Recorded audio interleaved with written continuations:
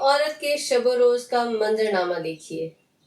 وہ گھر کی چار دیواری میں ایک کٹھن اور مشقت آمیز زندگی گزارتی ہے۔ ایک طرف بچوں کی تربیت اور دیکھ بھال کی ذمہ داری ہے تو دوسری طرف گھر کی صفائی ستھرائی کا طویل سلسلہ، پھر گھنٹوں چولہے کے سامنے کھڑے ہو کر اس کی تپش کو اپنے وجود پر جھیلنا ہے۔ اس سب کے ساتھ عورت کے اندر ہارمونز کی تبدیلی کا ایک مستقل قدرتی نظام ہے، جس کی وجہ سے خواتین کی جسمانی کیفیت مختلف مراحل میں بدلتی رہتی ہے۔ خواتین اپنے اندر ہارمونز میں تبدیلی کے باعث کبھی عام حالات میں بھی زیادہ گرمی، گھبراہٹ اور بے چینی محسوس کرتی ہیں۔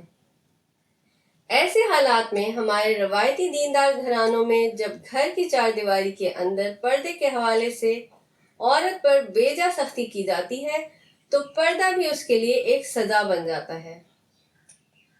خاتون کچن میں ہے یا واش روم میں، جو ہی فضا میں اذان کی آواز بلند ہوتی ہے، گھر کے کسی کونے سے فوراً حکم صادر ہو جاتا ہے، سر ڈھانپ لو، خود پر چادر ڈال لو۔ اذان کے وقت عورت کا سر ننگا نہیں ہونا چاہیے۔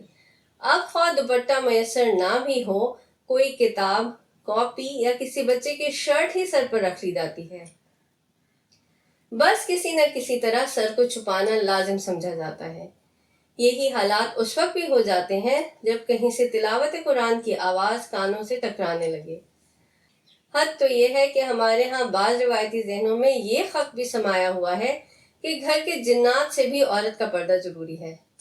ان تمام خود ساختہ کہانیوں کی زد میں صرف عورت ہی آتی ہے۔ یوں محسوس ہوتا ہے جیسے شرم و حیا اور تقویٰ کا سارا بوجھ صرف عورت کے کندھوں پر ڈال دیا گیا ہے۔